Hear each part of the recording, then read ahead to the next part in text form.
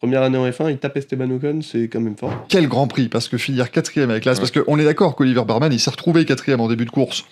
Un peu par hasard, il a profité des différentes rixes qu'on a vues sur la piste de Mexico. Il prend un beau départ, c'est sûr. Et après, mais en fait, au moment où il se retrouve 4ème, je me dis, bon, voilà, il a profité de Verstappen, Hamilton.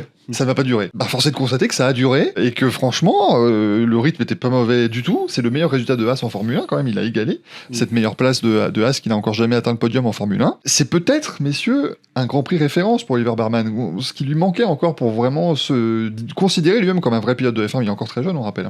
Ouais, je pense que Oliver Barman, ça fait 2 fois depuis l'été qu'on voit ça. Il y a eu Zandvoort, où il fait 6ème. Mais où lui-même disait, je suis arrivé là et je sais pas trop comment. C'était un peu plus, en effet, c'était un peu plus circonstanciel. Là, comme tu l'as dit, c'est à la perf pure. Déjà, il fait une belle qualif.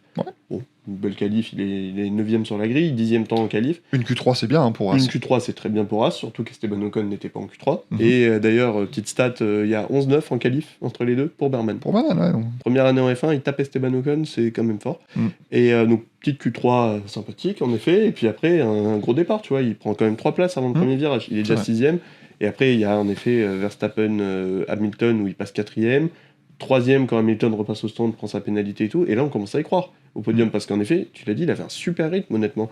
Alors, le Mexique, c'est un circuit qui est très particulier. Ça ne s'appliquera pas aux 4 Grands Prix qui nous restent. Bien sûr. On peut leur souhaiter, mais je pense pas que ça arrivera.